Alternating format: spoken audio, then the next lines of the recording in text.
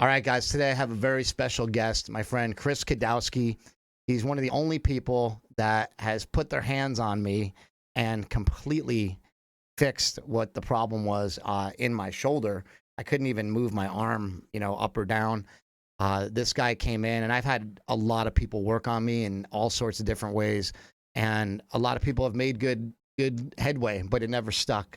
But with Chris and his follow-up techniques, a lot of this is stuck. We're still not all the way out of the woods with the shoulder, but now I can do 10 pull-ups, which is pretty good.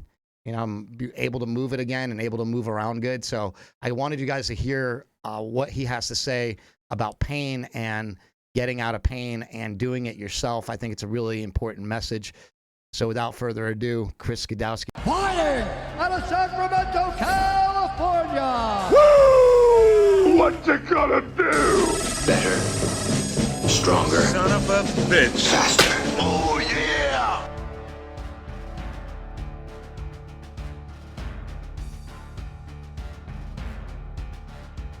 Chris Kidawski, how you doing, buddy? Good, man. Thank you for having me.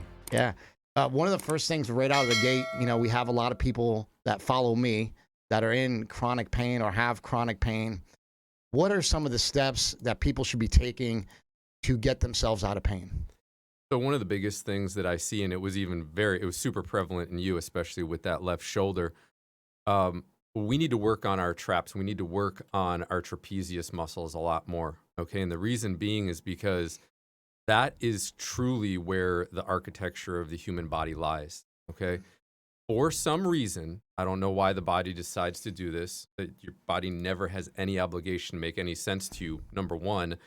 But the force that our feet absorb gets translated through the shoulders, and that is where the pain begins. Okay, even the retreat that I just came back from that I was running on the Big Island that I told you about, the 8 people that were there, 6 people had a high shoulder. Okay, Wow. and a majority of them had no serious chronic pain. Okay, but the biggest thing that we need to realize about today's world is that stress is literally held as close to the heart and as close to the brain as possible. And unfortunately, it falls on the trapezius muscles, okay, in order to really do most of the work for the human body when it comes to any type of stress response. It's really interesting that you say that, because being in chronic pain, one of the things I always found as the pain would be really bad is right in between my shoulder blades. Yep. It would always feel like there was this burden, Sure. just this thing just pushing down on, and it's a weird pain. It's not really easy to describe, but that's always tense in there. Yes. in that area. Always. Yeah. So the area behind the shoulder blades, you're looking at the traps being on top, and then you're looking at the traps being on the bottom and the rhomboids being on top. Okay, and that area for some reason just does not move well. Okay, it will not get a lot of circulation, and the body loves hiding a lot of toxins in the form of emotional stress in between there. So one of the top 2 things that when I was on Joel Green's Instagram Live, okay, he said, just give us one thing that everybody can do.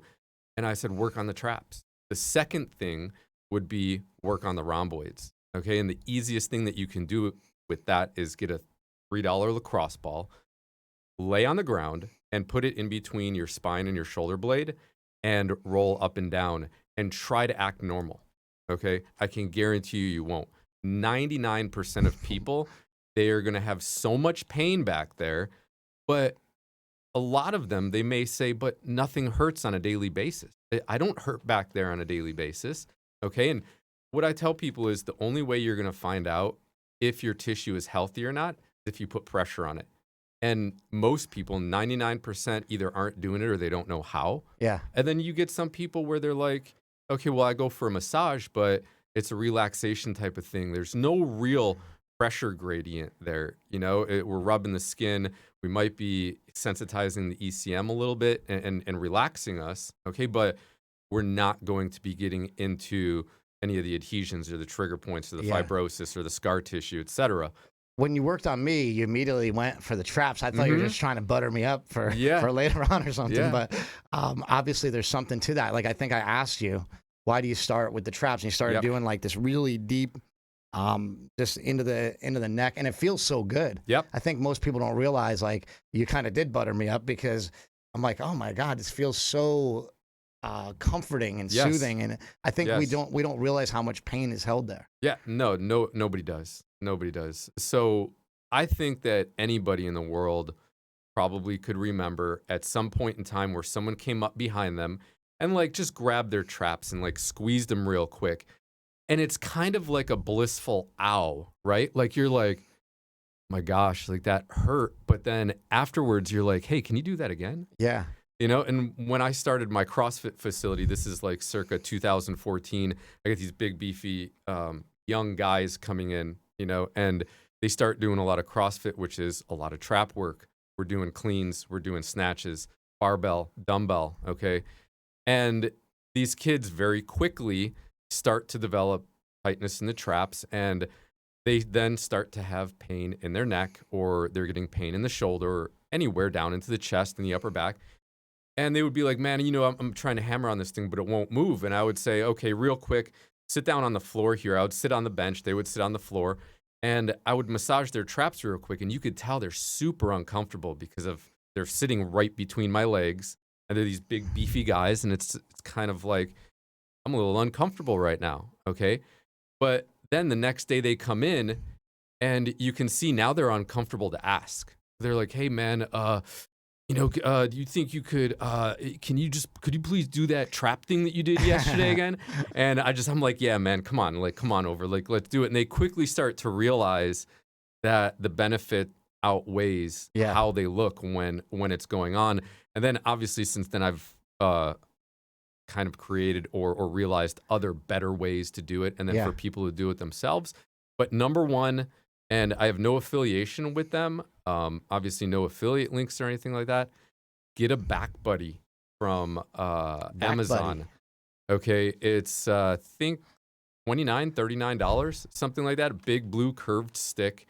And it's one of the best tools that you can use in order to get into your own traps and just save yourself from potentially a lot of harm. Buddy. I never even heard of that. Yeah, a lot of problems moving forward. Can we pull that up, Russell? I'll see that. Right now. See what that looks like. Oh, back buddy. Okay, so I have seen this.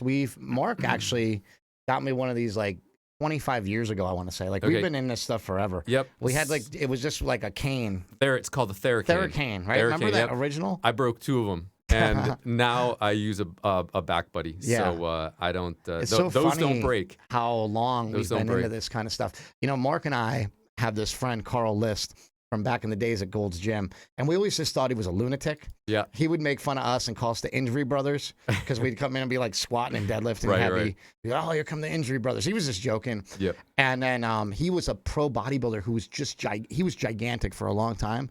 And then he lost a bunch of weight. He's like completely shredded, got like this big beard, and he just seems like he's crazy. And he started doing all these mobility exercises. But what he does with people is he takes like clamps, you know, like hardcore like clamps that you'd use for like construction, right? And he clamps them on people's shoulders. Is that just the grip?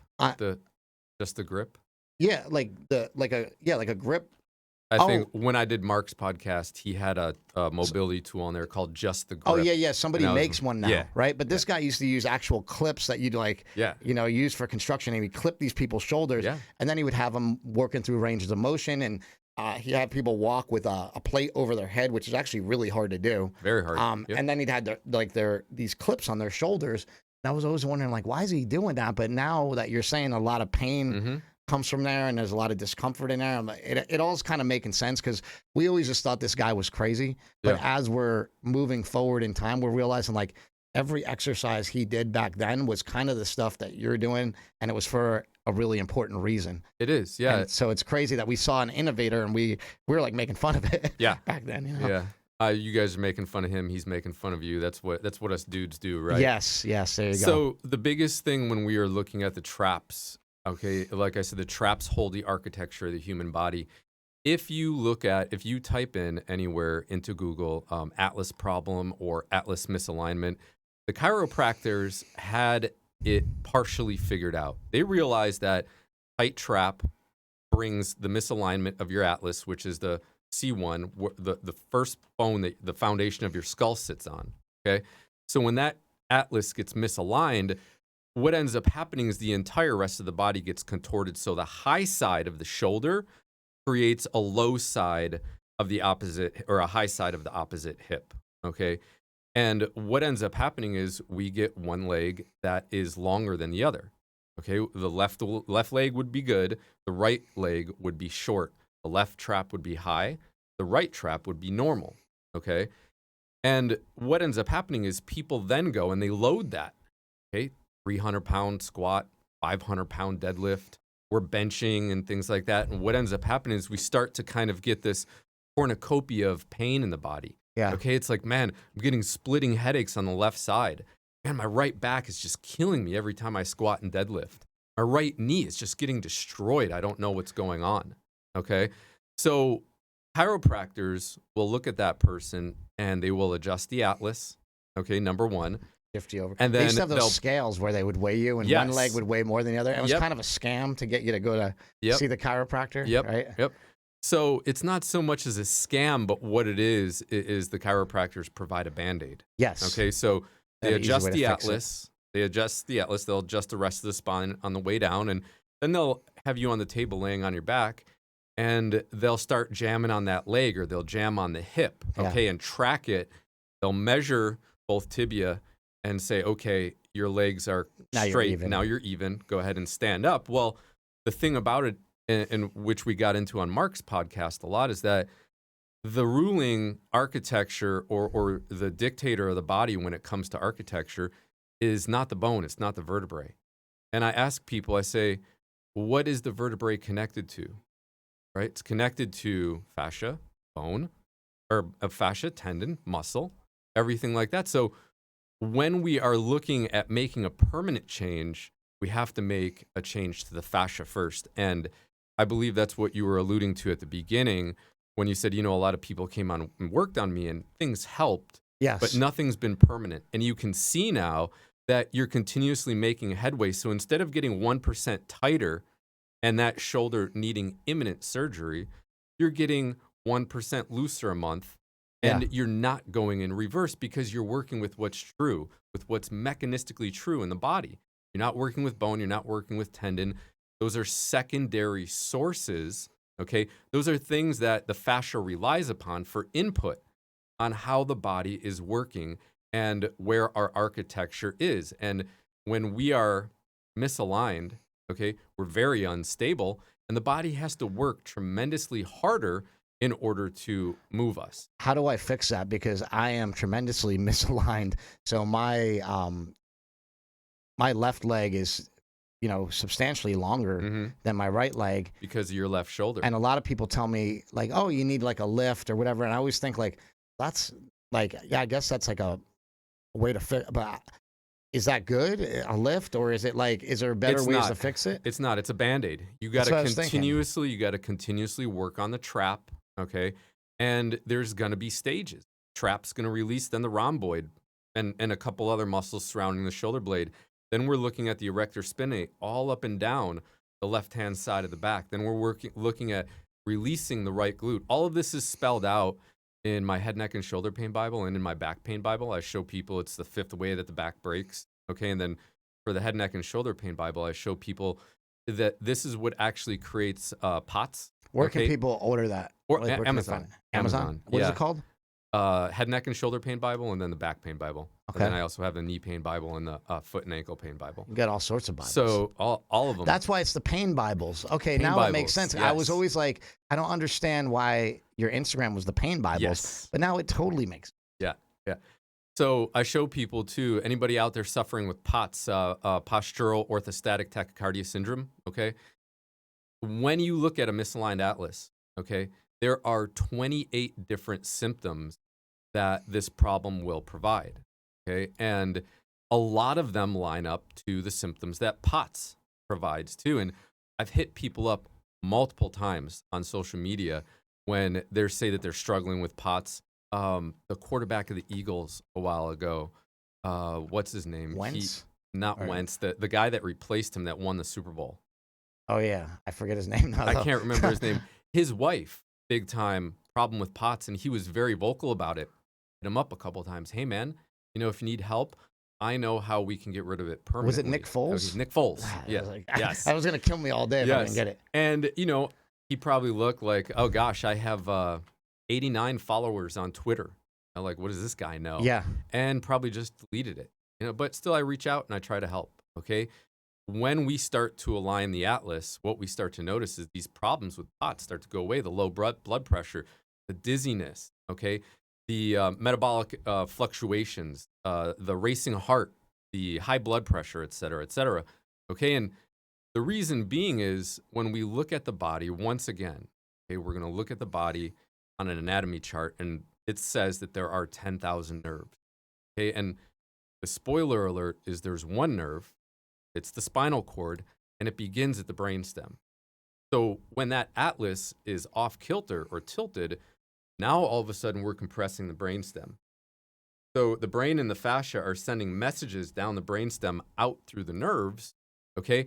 When everything's fuzzy, right where that signal is coming out, yeah, the rest of the body suffers with aberrant signals, okay? So they're not, it's kind of like having your favorite station on the radio and it keeps on cutting out and gets staticky. You can only hear, you start to miss, these 2 or 3 second pieces of the song. And you're kind of ticked off because it's like, I really like this song. Yeah. Why do we, for example, why do we feel pain after? So like, for example, I hurt my knee and did something really bad to it.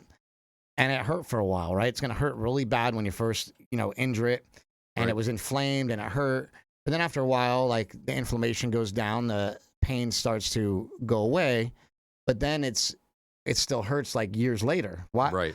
Why do we, like, is our body supposed to like forget about pain and it's malfunctioning, or why do we still continue to feel that pain like once we injured something?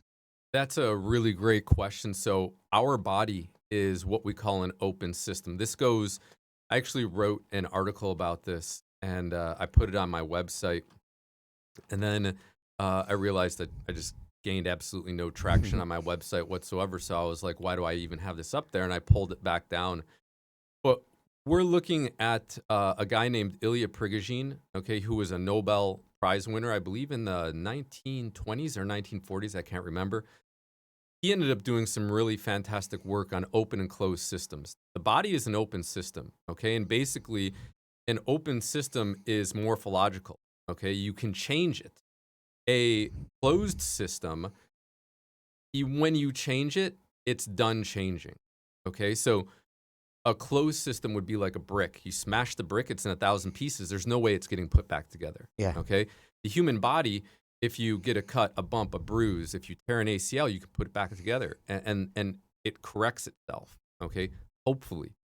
So when we look at open and closed systems, really what he was talking about is that chaos turns into order, okay? And then order turns into deeper chaos, and then deeper chaos turns into more order. So what ends up happening is our body functions in dysfunction for the most part, okay? And the more dysfunction that it functions in, the more dysfunction it creates. But what ends up happening is the pain moves. And you guys, Mark you guys had Human Garage come here a little bit ago, and Gary Lynham is very, very famous for saying, and this is where I learned it from, is that the body can really only handle or pay attention to the top 3 pains at any one moment. And what we ended up talking about when I went to go see him in 2017 was that somebody will come to my practice with one specific pain. This is my back pain. I know exactly when it started, okay? And what ends up happening is as we start to dissolve that pain, these other pains pop up. And he said that he would get about 16 to 17. I noted about 13. Okay, so you come to my home, okay, where I work out of. Yeah. You have one really bad pain. And as I start to work with you, we find between 10 and 13 other pains in the body. Okay, so what happens is you get this one pain, and as you ignore it, okay, and it starts to create more issues that are more pressing for the body to handle, that pain will seemingly disappear, okay, and go somewhere else. And it's because the body gets overworked. We get into a overcompensation pattern, and now like the body doesn't care so much about the knee. Like, hey, I got to worry about the pelvis and the lower back. I got 33 joints there where I just got one in the knee. Yeah. So your body will change what pain it's focusing on based on like what's a priority. What I did with the article, if you want, I could send it to you or put it in a Dropbox if people were interested in reading what I wrote and how I relate that to soft tissue work for the It's very body. fascinating because if you're right, like if you have a bad knee, but you got a chronic like migraine, you're not even going to notice your bad knee when the migraines come. Like, you know what I mean? You can only notice so much. So you'll be like, oh man, my head, Yeah. So it's interesting how you said that your body prioritizes what the pains are. Yeah, it totally does that. And what you do with mobility work, with foam rollers, balls, bands, bars, things like that, or if you're going to see a very gifted myoskeletal therapist, something like that, manual therapist, what you're doing with that is you're now starting to push this open system into chaos again, where then the body needs to reorder itself in a more intelligent manner geared for better movement. So your body has created a whole bunch of these little fires, okay? Let's say 13 of them. You put one of them out, now you've created chaos for a seemingly functional system to rearrange. Okay, now it's like, oh gosh, like something just happened, something just changed. We need to figure out what's going. So you have this like really intelligent, like massively intelligent system that now has to go back and figure out A, what's the biggest pain that we have, B and C, what's the second or third, and how is this correlating to the other pains that we already have in the system? Yeah. Okay, so as you start to knock these out and you're changing the system, you're going from chaos to order, okay, to chaos again to order. And I show people in my back pain Bible, I say, if you've had chronic pain, and I say chronic pain is anything that's like 6 to 8 months or longer, okay, what you end up getting is you get this line of healing where you get better, you get a little bit worse. You get better, you get a little bit worse. You get better, you get a little bit worse. But every time you get better, you're at a pain of 10, okay? Then let's say you're at like a pain of 5. Then you go to a pain of 8, okay? Then you're at a pain of like 2 to 3. Then you get to a pain of like 5 or 6 again. And every time you take that step back, you went from order to chaos. Yeah. Again, and then back to order, and then back to chaos. And I tell people, as long as the pain is changing, you're on the right track. But what modern medicine promises is you get this shot or you take this pill, the pain, you go like that, the pain goes away. Yeah. Right? You get this surgery, the pain goes away. What do you think things like, for example, I just went back on a strict carnivore diet, just meat and water, pretty much, not much else in there. Why do you think things like that help with pain? Like, what is that? People go, well, it lowers inflammation, but I don't know that my inflammation was high anyway from eating, meat, fruit, and vegetables. I don't know. Why do you think those things seem to work? I mean, that's a really great question. I would probably just say you give the body less distraction. Joel Green, a great friend of ours, Yes. absolute genius when it comes to He's brilliant. Yeah. anything food related. He says, if you have people that are overweight and nothing really responded and they've been on, thousands of diets or something like that, bring it down to one nutrient, less for the body to pay attention to. And all of a sudden, what we find is the body can push itself more towards health. So it's the same thing like fasting, right? You give the body less to pay attention to. You give this system, the digestive system, a break from constantly having to work and process. And what ends up happening, brain fog goes away. We sleep better, okay? And everything comes down to, obviously, the polarization of those M1 and M2 macrophages, the M1 being the inflammatory and the M2 being the anti-inflammatory. So you start to balance the body out a little bit better. That's the best educated guess I could give you. Yeah, it seems like it has to be an educated guess because there's no way to really, figure that out conclusively. The other thing I wanted to ask you is like, I need help as far as I need you to convince me that this is why is it so important for us to do these fascial movements? Like, I don't like foam rolling. I don't like, laying on a ball with my shoulder. I don't like doing these things. Why is it so important that we do these things? And again, I have a bad attitude because I'm like, well, why do I have to do it? Because so-and-so doesn't have to do it. I play that game. Right. Normal people shouldn't have to get up in the morning and smash themselves with a barbell in order to feel good. Yeah. Why do I have to do it? I would say it's everybody's relation to stress, okay? And where we hold our stress primarily, how active you are, okay? So you might look at a lot of people, or maybe you're comparing yourself to Nsima, something like that, where obviously we can understand that he has a little bit better genetics than most people, right? So while it doesn't all come down to genetics, okay, it does come down to age. It comes down to activity level. It comes down to stress levels. So you're very open about everything in your life. You've been very active, okay? We were addicted to some substances, okay? That's going to be a lot of stress, all right? And then when you pile on, how old are you right now? 50. So, I almost had a hard 50. time saying that. I just turned 50 like 2 days ago. Yeah. I'm like, I'm 40, 50. I'm 50. So once again, we're going to reference Joel Green and his immunity code. He talks about 3 stages of aging, all right? The first stage occurs at 34, and it's dictated by the ECM, the extracellular matrix. The next stage at 60. The third stage at 78. Okay. Now, what I find is that there's actually an unknown stage in there, in my opinion, at about 24, 25. So everybody that I see in my practice, you're looking at them being about 24, 25 years and older. For some reason, prior to that, pretty much everybody is Superman, unless if you got into a really serious injury like torn ligaments or tendons or like that. When everybody hits 24, 25, hamstrings start getting tight, shoulders start getting tight. We'll get wrist problems, okay? Hip flexor issues, back issues, plantar fasciitis, you name it. So the more active you are, I believe that this aging, okay, these levels of aging, one that we're missing actually starts around 24, 25. If you don't, or if you're not active at all, then yes, it starts somewhere between 30 and 34, and then so on and so forth. So I tell people it has to do a lot with a lot of things. How well is your sleep? How well is your nutrition? How active are you? Okay. How much stress are you under? Or have you been under?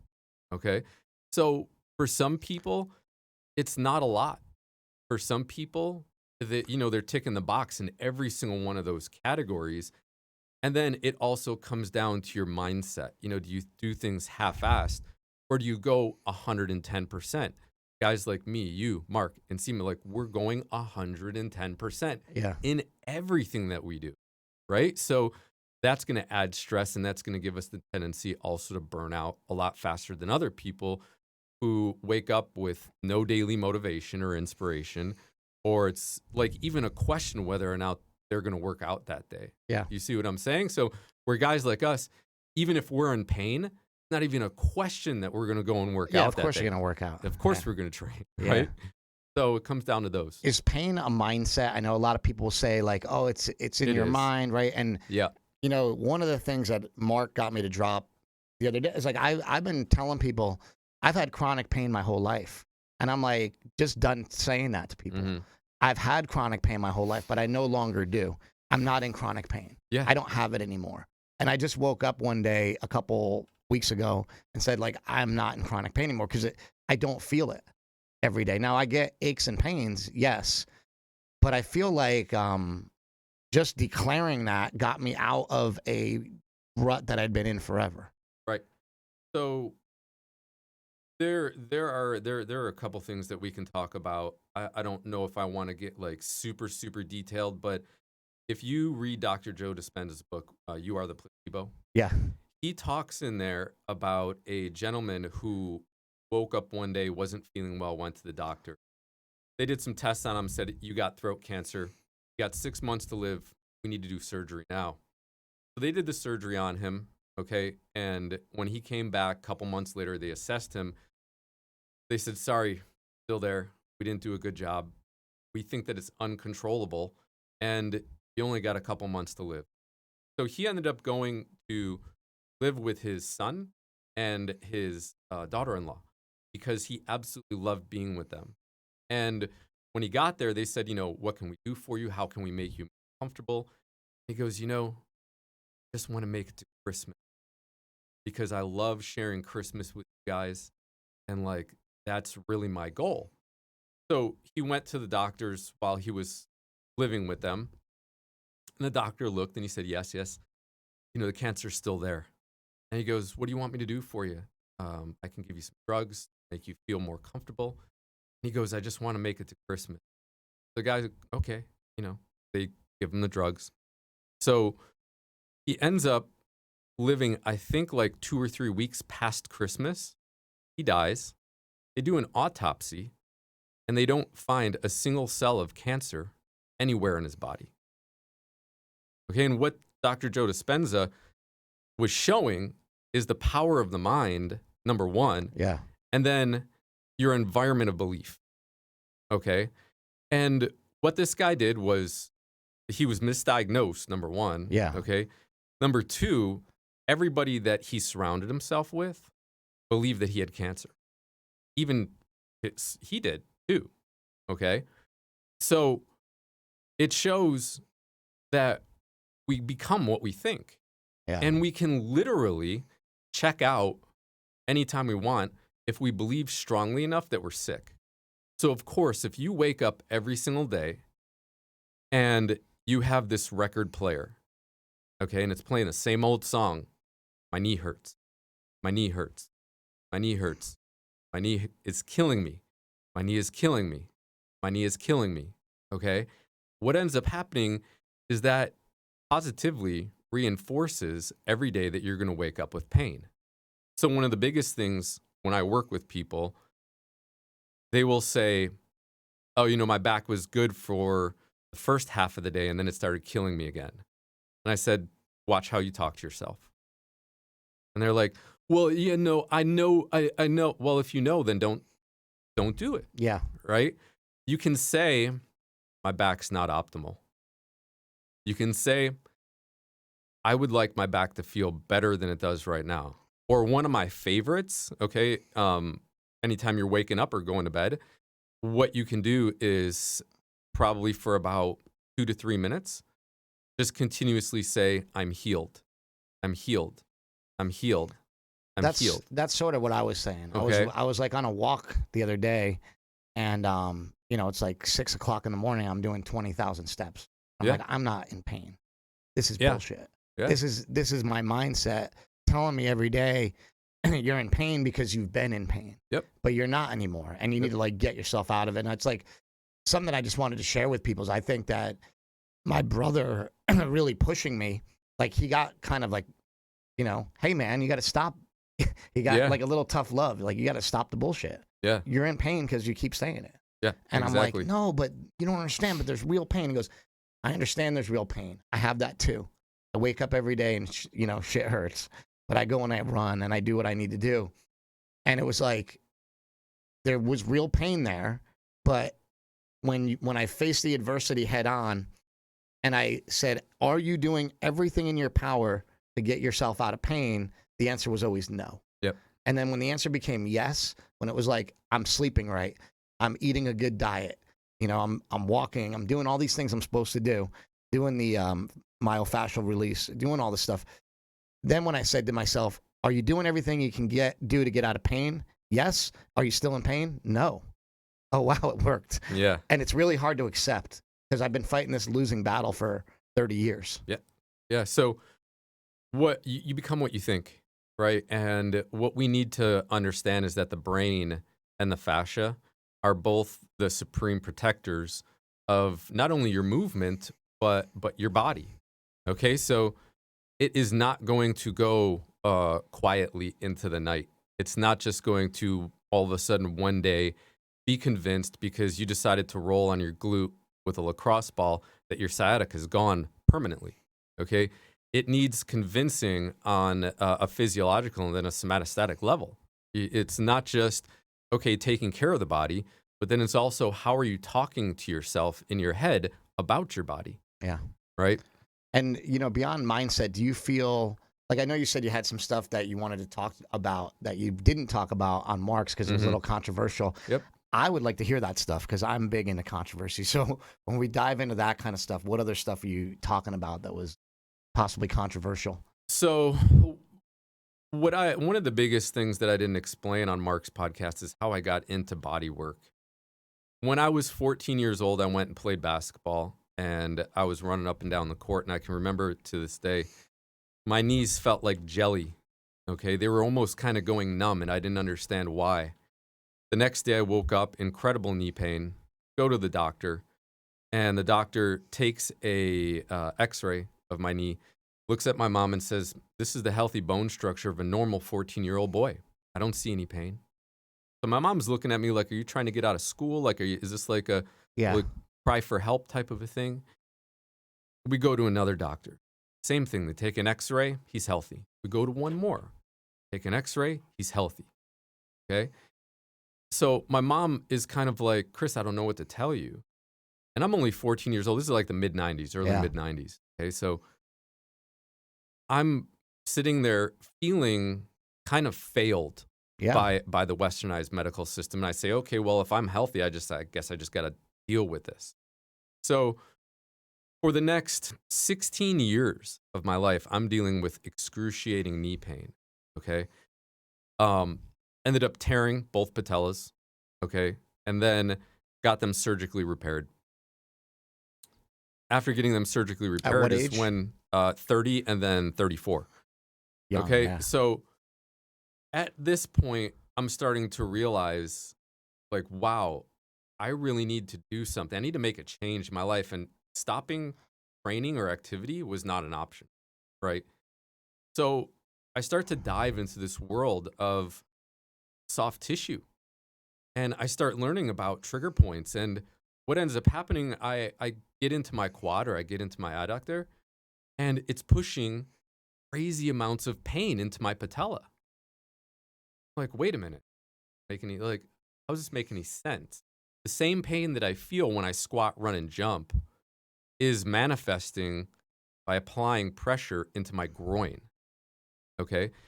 And the best way that I can describe it to people is your fascia in your brain and your nerves and your muscles care about the joint primarily, okay?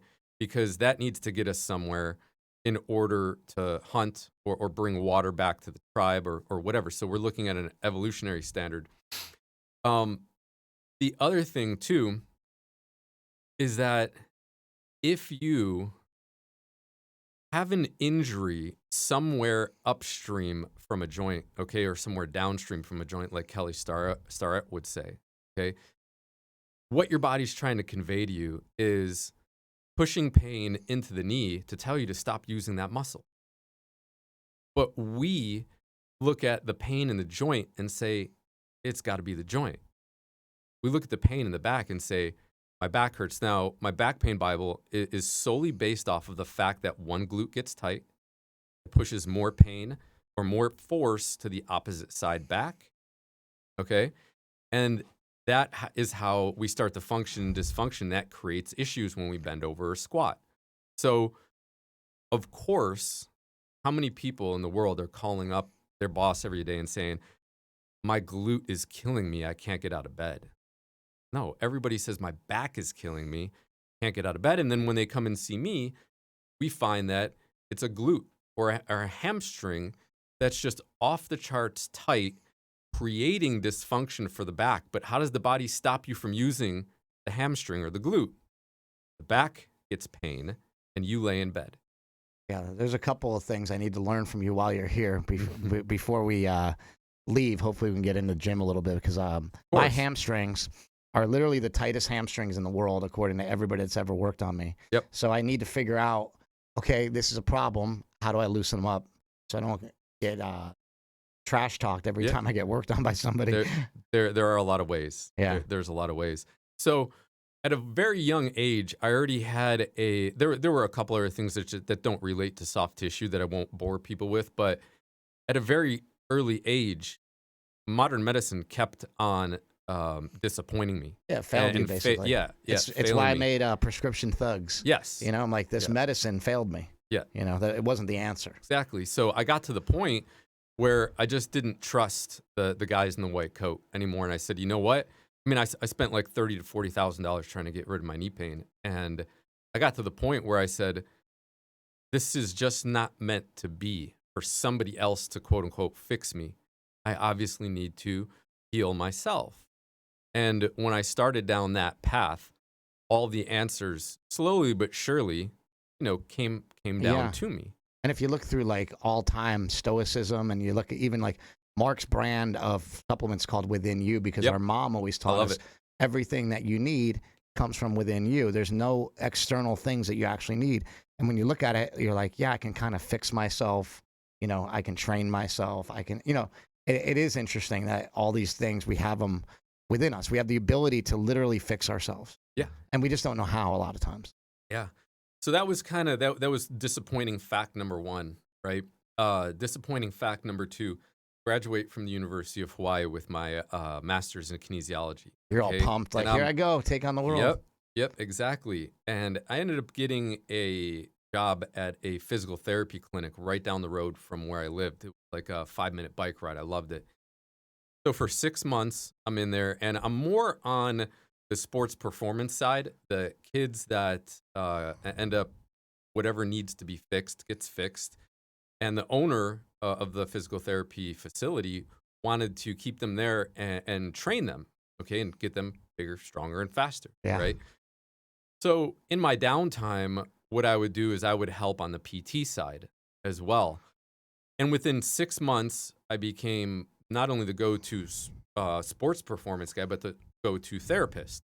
I was finding people's trigger points. I was wearing down adhesions, and I was opening people's bodies up and fixing them faster than anybody else in the clinic. Okay, so for my 6-month review, I think that I am going to get monumental raise. Okay, I'm going to get this glowing review. And within the first 2 minutes of sitting down talking to the owner, to my boss, he starts degrading me.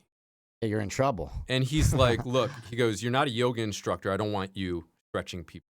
You're not a massage therapist. I don't want you getting rid of people's trigger points and adhesions.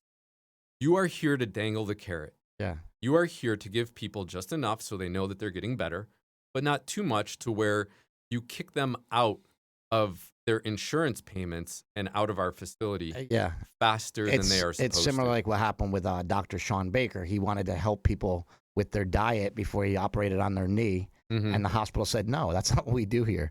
Yeah. You know? And he was probably right, but they revoked his medical license because of it. You know? Yeah. So it's anytime you stand up against the profit, it's The a profit machine. Yeah. So he looked at me and he said, if you cannot abide by these rules, your services are no longer needed here. So, I'm 27 years old, roundabout, and I'm still super cocky. And I looked at him and I said, do you want me to leave right now or should I finish my shift? And he goes, no, you can leave right now. So I went and grabbed all of my stuff, shook all the therapist's hands on the way out. And the last thing I had to do was go and get my my lunch in the break room, okay, in the refrigerator. So I go in there, grab it, and when I turn around, the owner's standing in the doorway, okay, and he's like this 5'6" Asian dude. He's standing in the doorway, and he's mad, okay? And he goes, look, you're taking the books, the sports performance books. How much do you want for those? I'll cut you a check right now. And I looked at him and I said, well, they're not for sale. It's a composition notebook, which was 99 cents. But the programs in there I've been working on for years. That's my IP. Yeah. Not going to give it to you. And he's just kind of like steaming, more and more. And I was just like, excuse me. And I kind of like inched by him. And he proceeded to walk behind me, and he was saying, you're never going to work on this island again. I'm going to make sure of it. Okay. And I mean, just saying nasty, nasty stuff. Okay. And I'm like 27 years old. Yeah. Like you're 55. You have multiple physical therapy clinics. Like you're an established adult. Like what gives? What is this? 2 weeks later, cops stopped by my house, my apartment. He tried to have me arrested for quote unquote stealing medical records. So I show the officers, I'm like, these aren't medical records. Squat 5 sets of 5. Yeah, it's a training manual. You know, it's like look, it's a composition notebook.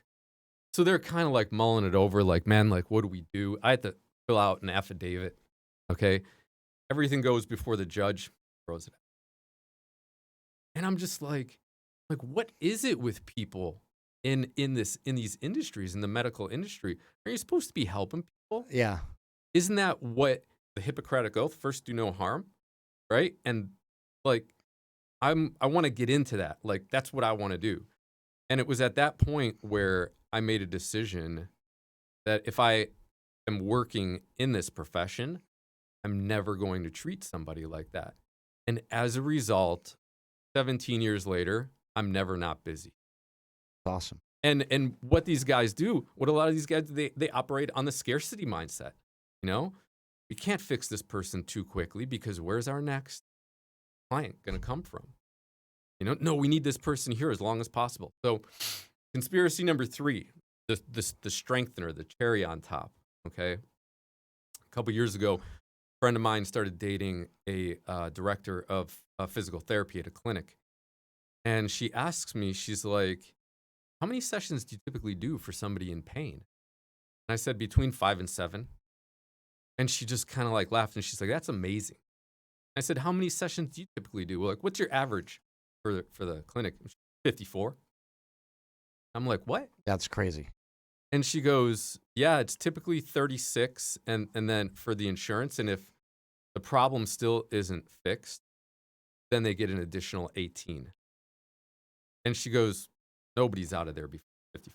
Yeah. You know, my mom had a very similar thing. She went to a chiropractor. They told her they could fix her back and her knee problem, you know, and basically wanted like $20,000. And it was, you know, over the course of like a year. She had to go there like every week for like a year. And it did absolutely zero. And I told her, and it's sad because my dad's paying for it out of his pocket. Yep. And my mom was saying, well, I need to do this. And they go, Mom, this guy is a scam artist. And I even brought her to the appointments. And when I left, I said, I don't think you should be going to this guy. They're putting her some like neck alignment machine and it pulls on her neck. And it's like, traction. It's like, you don't need that. Like whatever that's doing is not going to fix what your problem is. Yeah. But they got her for 20 grand. So there you go again. Like, you know, it's just another guy out Profits scamming over people with bad backs, scamming my 70-year-old dad and mom, you know, out of their hard-earned money, doing nothing. It's a very vulnerable space. You and I know if you're in pain and it gets to the point where it's breaking you, you'll do anything. You'll listen to anybody. Yeah, and my mom will listen to the doctors, and this is a big problem because even in Bigger, Stronger, Faster, she had a problem with like listening to us as her children who have went and learned all this stuff, but she would go listen to what every doctor said, you know? Yeah. But when I told her like, hey, maybe we should try kratom, maybe we should try psilocybin mushrooms, maybe we should try these other things for your pain, she wouldn't do it because she thought it was crazy, you know? And I think that people need to begin to really look outside of the medical community and talk about what we just talked about, fixing yourself. How do you find tools and things that you can utilize? Like I feel like I use kratom to completely fix myself. I didn't use it as a Band-Aid. I used it to get past the points of pain that were too hard for me to get past any other way. And I just kept walking every day. And, you know, kratom was working in the background while I was working on fixing my body. Right. You know, walking, stretching, doing all the different myofascial release, lifting, all these things I was doing. Yeah. You know, kratom helped me, but it was just the thing that allowed me to do it. Yeah. Yeah, absolutely. You know, you're talking about pretty much anybody, you know, a path that anybody can take in the world. I come at a very high price point, okay? And there's probably 1 or 2 people a year that say, I'm sorry, I just can't afford that, okay? And my parting message to them is when you're in enough pain, I'm here for you. Yeah, you'll be able to figure it out. All of a sudden, you'll be able to figure out how to afford it, right? So there's levels to this. And like it just hurts when you know, like I know that I've met you, right? But our mom is gone, right? Mhm. And I'm thinking, like, man, if we had met him a couple years earlier, Yeah. you know what I mean? And it's like, Yeah. but then would my mom even go to you? Like, she was like scared. She'd be like, I don't know, because like that guy's gonna have to like push on things, and I'm Mhm. embarrassed, and I'm overweight, and I don't want people touching me. And she was really embarrassed about that stuff. Yeah. So even that chiropractor I was telling you about that she went there because there was like no contact. It's like they put her on a machine, and then it like pulled her neck Yeah. and her back apart, Yeah. and there was no like nobody touching her, and I get it. She was very self-conscious about all that stuff. Yeah. And it's sad because she's not here anymore, but part of it is because she wouldn't let people work on her or do certain things like that. The retreat that I just got done running on the big island of Hawaii, one of the gentlemen that was there, left shoulder, semi-frozen. He was supposed to be getting a complete reconstructive surgery of the left shoulder because there was no cartilage left in there. By the end of the retreat, 7 days, okay, I worked on him one time, the kickstart thing. And then every day he went in to our mobility session, I gave him work for that left shoulder, and he did it. At day 3, he was already like, Chris, the pain is from a 10, a 9 or a 10, down to a 3. He had 60% more range of motion, and he goes, I'm going to cancel my surgery. Amazing. You know, and it's something like that where the gentleman, he's didn't look like the pillar, you know, of the physique, a little bit overweight and whatnot. But I told him, I said, if I was you, that's what I would do. Yeah. Because I don't want to sleep for the next 3 to 6 months with a sling in a chair, okay? And I said, I can guarantee you right now, 90% chance that physical therapy does not completely rehabilitate that shoulder, okay? 90% chance. They may get you to a full range of motion. Yeah. Kudos. But what I can guarantee you is the dysfunction in the rest of the body, okay, that surgery is going to cause. The right leg is no longer going to want to do anything because of the shoulder. So what we're going to do is create this massive compensation pattern for a year between our left leg and our right shoulder. And then 10 years down the road, you're going to get a shoulder replacement on the other side. Okay? And everybody's going to look and say, oh, yes, of course. I mean, this is just the way you are. You just got bad shoulders. Yeah. No, everything was botched. That's from the beginning. A question I have for you, right, is so 13, 14 years ago, I went to get both of my hips completely replaced. I was like 35 years old. The doctor like looked at my x-rays and said, well, your knees are next. You have no cartilage in your knees either. Like it's bone on bone in your knees. Mhm. I'm like, oh no, okay, that's, you know, now I got to go through double knee replacement surgery. But ever since the point I got my hips done, I started fixing my body. Like I started to get it back into squatting and deadlifting, started to get back into like a lot of this stuff I do. I was doing knees over toes program to a point where my knees hurt so bad. I was kind of mad at Ben Patrick, but I know it's not his fault. Yeah. And I'm like, my knees hurt so much worse on this program than they do off. But what I was doing was healing my knee. Mhm. And now that I have no pain in my right knee that was so bad for years. And I'm wondering, like, did we rebuild cartilage? Do we just figure out how to get along without it? Like, what's the deal with that? So there are studies. Dr. Stephen Levinson in 1981 found that bones float. Okay, they're not even compressing the cartilage or the meniscus between them when we're standing up and when we load, okay, under a squat or something like that. So one of the So bones float in like the muscle, basically? bones float in the fascia. In the fascia. Okay, so fascia loves bone because it's anchor point. Okay, bone, what bone does, people think that it keeps us upright. Bone is a tuning fork. Okay, bone is a tuning fork. It picks up the vibratory nature of our movement and relates the position of our appendages or our body back to the fascia and back to the brain. All right, and the easiest way that we can prove this is, say you fall, and we're not sure if you broke your leg or not. We're looking on the x-ray, we can't really tell. Doctors will take a tuning fork, smack it on something, and put it on your leg. If you feel pain, that bone is fractured or it's broken. Okay, so we take a tuning fork to read the tuning fork. All right, so Stephen Levison, 1981, we know this, bones float. So my biggest job is helping people understand that fascia not only keeps things together, it connects everything in the body, but it is also responsible for keeping things separate. And there, in my circle, there are many of my colleagues. Somebody comes in, they have no cartilage in a hip. They have no more meniscus between the knee. Okay, it's just like grinded down. And when we restore the fascia, the body does not regrow the cartilage or the meniscus, but the pain is either diminished down to a 2 or a 3, or it's gone completely. Yeah. And what people need to understand, fascia is the master commander. It is the ruler. Everything else is secondary. Everything else is secondary. We have a backup to the backup to the backup. Okay, so like, what's the backup to the fascia? It's the brain. What's the backup to the brain? It's the nerve. What's the backup to the nerve? The muscle. Anything higher than a 3, this is another Gary Lynham line. Okay, anything higher than a 3 on a scale of 10 is fascial pain, not muscular. Muscle is a dumb piece of meat. We need to realize that. Yeah. Okay, it's a liability to the body because it requires calories to operate, to stay big. Okay, the bigger your muscles are, the more calories you're going to need to keep it that way. Okay, so we get an injury in the body. All right, and what ends up happening is the fascia says, I sense instability in that left knee. Brain, what do you feel? Brain says, let me check. Nerve, what's going on? Nerve says, yeah, I feel a little bit something unstable. And the muscle's sitting there, dumb as a rock, and says, I'm good.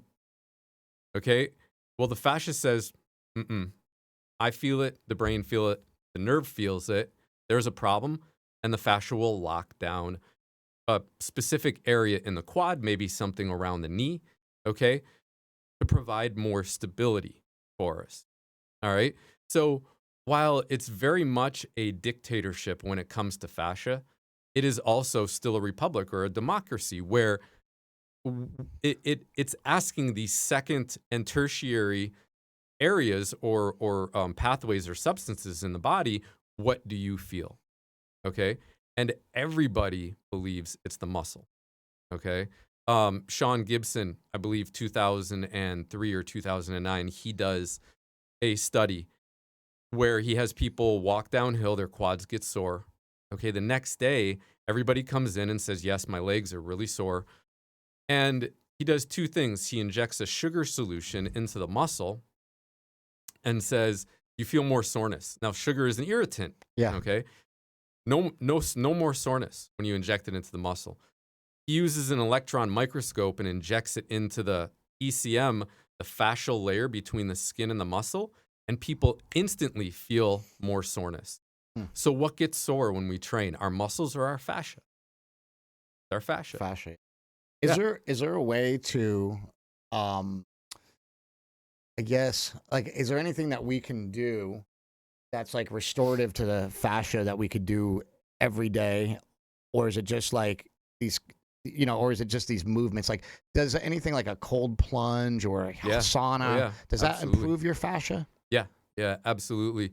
Anytime we can do something like a cold plunge, anytime we can do something like a contrast bath, the heating and the cooling effect right there, it's going to stimulate circulation, and it's also going to make the fascia more pliable. Yeah, so regardless of the, does it work claims, those things are, because people go, does sauna work? Like, all these heat shock proteins and this and that. Like, besides all that, it actually can help improve the fascia. Absolutely. Because I think that's an important reason to do it. Besides, because there's a lot of people trying to debunk these things. Yeah. But there still may be reasons to use these things also. We see from a lot of the research, okay, what does cold do? It constricts. Okay, what does heat do? It expands. Right? So while I try to have people avoid using ice packs on like a spot basis. Localized, yeah. I banged my elbow You or do your whole body. my shoulder, something like that. I promote more so, cold immersion and then heat immersion. Okay. Or I say, if you're going to put a cold pack on an elbow, follow it up with a really hot shower. Okay. Where a lot of people, they'll just put that cold pack and then they'll get done and they'll just walk around and, go about their life. Yeah. Okay. We need to open that area up. Fascia is plastic and muscle is elastic. That's the way that we want to look at it. Okay. So when you put something cold on plastic, makes it very brittle. And then when you heat it up, it's very soft and pliable. Okay. And what we want to do is first we decrease any of the bad inflammation, and then we bring more blood to the area, expand it, make it more pliable so the body can heal itself. Okay. And that is what you want to do as a human being. Don't look at me to heal. Just like I came here for 7 days. And then when I left, I said, I'm going to shoot some videos for you. It's on you now. Yeah. Okay. Because I can't do anything for you even more. Even if you lived next to me, I would still be like, Chris, here's the video. You got to do this stuff every day because you've had that for years and years and years. And I think we can all agree that it's kind of a problem if I have pain in my shoulder, but it's even more of a problem if I can only lift my arm that high. And that's and people need to know decade. it's not hard. Like what the videos you sent me after you sent it to me, I was delighted because I was like, this isn't that hard. Yeah. Like I thought it was going to be like, oh no, he's going to send me these videos and then I'm on the hook to do all this crazy shit. Yeah. And it was like, oh, I could do that. I could do that. So no problem. There are 2 points. Well, I wouldn't say that it's more valuable. I would say that the combination is probably more valuable. But if you're going to do one, if you are going to do cold, you have to do the hot. Okay. So follow up with the hot. Almost immediately. So Yeah, like for almost your immediately. example, like you have a cold plunge tank, right? That you can dump ice in. You can go from there into a hot shower. Probably be all right, right? Yeah, I mean, it doesn't need to be a hot tub. No, I mean, you don't burn yourself. So we just want it really, common sense threshold here. Yeah. Okay. Also, supposedly, and it's funny because I always forget to do this, but I have done it before and it has worked. Rob Wolf talks about this a lot. A contrast shower where you go like all the way cold. If you can't sleep, if you have insomnia, he says you hop in the cold shower, then you turn it to hot for like 15 seconds and then turn it back to cold. And you do that like 3 or 4 times and it knocks you out at night, which is kind of amazing. I've actually done that before, but I always forget to do it when I can't sleep. Yeah. I got to keep that. I got to like write a note for myself. Yeah. Contrast shower. You balance out the central nervous system, the Yeah, sympathetic and the parasympathetic. I think that's what it does, right? Yeah. It sort of lowers cortisol probably. makes so you can makes you sleep. snoozy. Yep. Yeah. Anything else we should cover here today? My last thing is what we talked about in the gym a little bit before we got over here. My next phase is helping more people online, okay? But also my wife and I ended up, we're going to be closing very soon here on a behavioral health assisted living facility. So for years of soft tissue work in my practice, I have had a lot of people come through that have been previously addicted to substance. Okay. And the stories that they tell me about these facilities were always just absolutely horrible. Okay. And for quite some time with one of my clients, we had talked about potentially purchasing one. Is this like a sober living, or is it more like people live there? It's recovery, yeah. So people people are living there. It's a 10-bed. It's a 10-room. So they have like meetings or something, or what? How does that all? Yes. So there's a behavioral health tech that is helping them, traverse their life back to being sober and whatnot. So my wife and I, we are in the midst that we're going to be closing on this very soon. Okay. And the reason why I decided to get into this space was not just because of the horrible stories that I heard of people being mistreated, packed like sardines in the homes, being given $800 or $8 for lunch. And then it's like, what can you really go and get for $8 for lunch? Being fed rotten food, etc. I mean, the stories that I've heard are absolutely just off the wall. And once again, you have people coming in, trusting you with their health to help them get better. And all of a sudden, you become part of this system that is just profits over people. Oh, it's terrible. Yeah. Okay. I've been in rehab, and they had like every day our rehab would go to like a local supermarket and get all like the rejected bread and donuts and everything. So we always had like stale donuts and bread. Like there was never anything healthy to eat. Yep. You know, and you have all these people that are struggling with addiction, and then they're eating like shit. And they're not exercise. There's no exercise program in there. It's terrible. So obviously, I've been a strength and conditioning coach for 25 years now. I've been into body work at the highest level for 17 years now. A lot of people that have come into my practice, okay, their bodies have withered away and they're in a lot of pain when they were previously addicted, okay? And I know that my methods have helped heal a tremendous amount of people that have been previously addicted, okay, that wanted to get better. It's a part of addiction that needs to be addressed that nobody's addressing. Yeah, the aftercare is the most important. Yep. It's not that hard to get somebody to be sober. It's hard for them to be sober and then take care of themselves. And when you take care of yourself afterwards, that's how you stay successfully sober. Right. Like if you don't take good care of yourself, you're just going to fall right back into it. Exactly. Like you need to feel good mentally and physically all the time so you don't slip back in. Yeah, and the other thing too is if we have bodily pain, what's modern medicine's what do they promote? A pill. Yeah.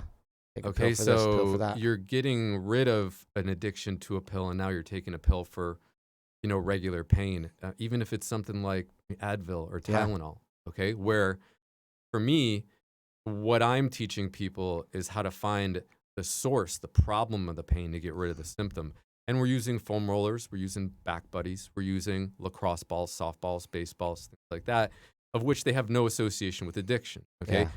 Maybe they could become addicted to the mobility work, which isn't really a bad thing. Yeah, okay. But what I'm trying to do moving forward, because I don't want to sound pretentious or anything, but I have lost my passion and curiosity for healing people from myofascial pain, because I'm starting to understand it on almost every level, and the highest level.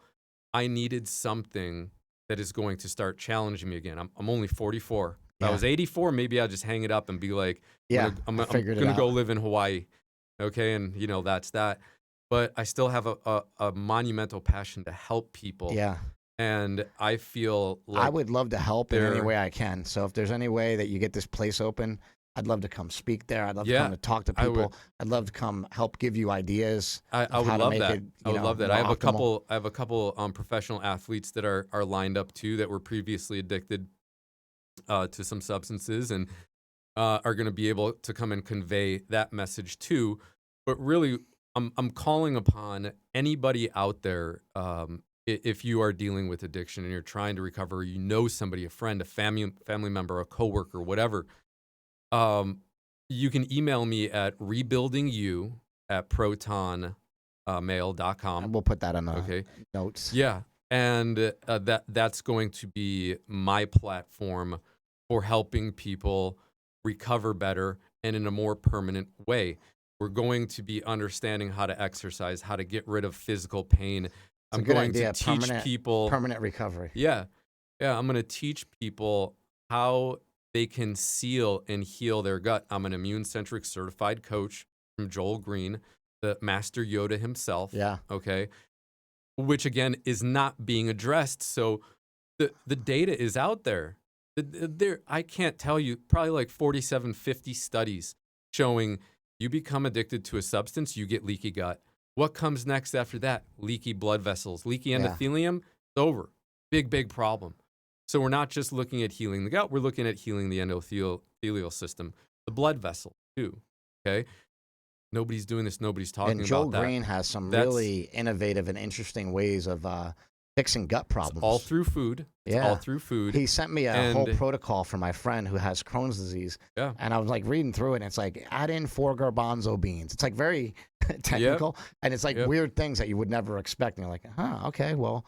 And I know that it'll work for the guy that way. I know because Joel he's helped us before with other things. He helped market over lactose intolerance by drinking baby formula. And there's a whole protocol. Yeah. But it's just interesting. Yeah, human milk oligosaccharides, Yeah. HMOs. It's just interesting that he knows all that stuff. Yeah. Yeah. So what do we know about the gut? The gut sends 90% more information to the brain than the brain sends down to the gut. What do we also know about the gut? 90% of serotonin production, or happiness. There was a study that was done 7 years ago showing that if you supplement 300 milligrams of magnesium at every meal, it cured almost 95% of people from depression in 1 week. Really? Okay. Magnesium. I can't patent magnesium. Neither can you. Yeah. I can't sell it for $27,000 a month in a pill form. Neither can you. Magnesium is $10. Why is nobody talking about something like that? Why are, and the greatest thing is that you don't even have to take it from in like a pill study form. or something? It's a or what? study. Yeah, there's a study. I can send it to you if you want. Yeah, I would we can love put to it in see the that. show notes, whatever you want to do. Yeah. When we look at that, we don't even have to take magnesium in a pill form. We can use it as a topical spray or a lotion. Okay. So there are a lot of other things that I'm going to be doing that I don't want to share on the podcast for fear of people then taking this and going and running with it. Yeah. And then using and abusing that stuff and not really understanding the progression of how to help people get better. Sure. Also, just saying, oh, I can charge more for this, so that's what I'm going to do. Sometimes ideas aren't fully baked yet either. So it's like it's good to like wait and then have more stuff to talk about later. Yeah, exactly. So that's my next passion project. That is how I want to help people most next. The facility's in Arizona, in Peoria, Arizona. Cool. So if anybody is out there listening to this and you need help, go ahead and contact me, rebuildingyou@protonmail.com. And anybody else that's out there that needs help with anything that I said, we'll have the information in the show notes, or all my Where books are you on on Instagram and social media? YouTube and Instagram, it's the Pain Bibles, at the Pain Bibles. I use Twitter, but more so just for research. I don't really post anything. Just read all there. the trash. Exactly. And if you just wanted to send another email to rebuildingyou@protonmail.com, that's where I'll get a majority of the correspondence. Awesome, man. Well, I can't speak highly enough of what you've done for Mark and I feel amazing, and hopefully we'll get in the gym and feel a little bit better. But it's awesome to have you here, and it's awesome to have been able to experience what you can fully do. Because a lot of times when people work on you, they just get a day, they get a session, whatever. And I have worked with people in the past that have been very beneficial, but they've only had a little bit of time with me. So when you came out here, you had like a week. We just smashed it. So I just want to thank you again for that, and fix my shoulder. It's still there, it's still working. Yeah, it's been my pleasure, man. I absolutely love what you, Mark, and Nsima are doing out here. Thanks. And it's definitely a look inside to the quote unquote influencer, realm or perception, right? Yeah. And what hurts my heart a lot of times is when I see a lot of the comments that are like, oh, you're just pushing this because you get paid for it, or you're pushing it because it's an affiliate link. Yeah. And I'm here to tell people out there, if you question anything that these guys are doing, really all you're doing is questioning yourself. Yeah. Because you guys do what works, do the hard thing, do what works. If people knew how little amount of money gets exchanged from all these companies I promote, they'd be like, all right. I think that people have this perception that you make all this great amount of money. It's like, I'll promote supplements and then I'll get a check for like $72 for the past 3 months. Like, is that paying my bills? No, not at all. Yeah. It's just something I offer because it's things that people like, things that people will use, and they get a little discount on it. And it's something that you use, that you believe in, and you're trying to help other people with that. It's kind of sad because promoting things also almost makes you look bad. Yeah. Even though you have like the most pure intention. Yeah. Like, I only have intentions of helping people. Yep. But I'm promoting something. Like, I promote Merrick Health because I believe in testosterone replacement. I promote an ibogaine clinic because I believe in recovery like that. I believe in all these things, and it's not always for a kickback. And I think that people need to realize that, and they need to step away from that a little bit too. I do get it. Yeah. Because there's a lot of bullshit out there. Yeah. But I even have to put a disclaimer up about a blue stick. Yeah. This isn't an affiliate. I have nothing to do with the company. Going to help you a lot. Yeah. And we'll see if anybody puts a comment that stupid curd stick doesn't do anything. Yeah. The biggest reason why those things don't sell more is because the people, the makers of those things, they themselves don't even know how powerful that tool is. Yeah. If they used all of my content, or if they saw all of my content, how I use it, and the things that you can get rid of with that would be one of the top selling devices in the mobility space. I mean, it would just millions a day would fly off the shelf. Sure. I got an idea. Yeah. Let's just it's kind of shaped like an S. We can call it the smelly stick, and we'll have you do all the videos. There you go. Make millions. Yeah. Take over the world. And we'll take advantage of everybody out there. Yeah, we'll take advantage of everybody with this stick, curvy stick. Yeah, so that's one of the biggest things that I try to reply to some of the comments. I really hope that people understand how genuine you guys are and how much Thank you. behind the scenes, like away from the cameras, you guys talk about helping other people. And I mean, don't listen to me. I got like 800 people that follow me on Instagram, and I think like 300 on YouTube. I'm nobody. It's okay? great though, because I love that, because I tell people, like, this is the best guy that's ever worked on me, and they go to try to follow you, and they go, he doesn't have a big following. Yeah. I'm like, exactly. Yeah. He's I'm the real deal. He's out there fixing people. I'm out there doing. I'm not promoting. Yeah. There's a big difference. You guys got to the point where with Mark's slingshot and your movies, you guys can promote. To me, it's cool to be anonymous and like a stealth badass, Yeah. Like, I like that's what I. Thanks for having us. Thanks for coming out here. I mean, and seeing us. I mean, my pleasure, man. My pleasure. I'll do anything for you guys. Yeah, within absolutely. reason. All right, let's go hit the gym. All right. That's great. Sweet, man.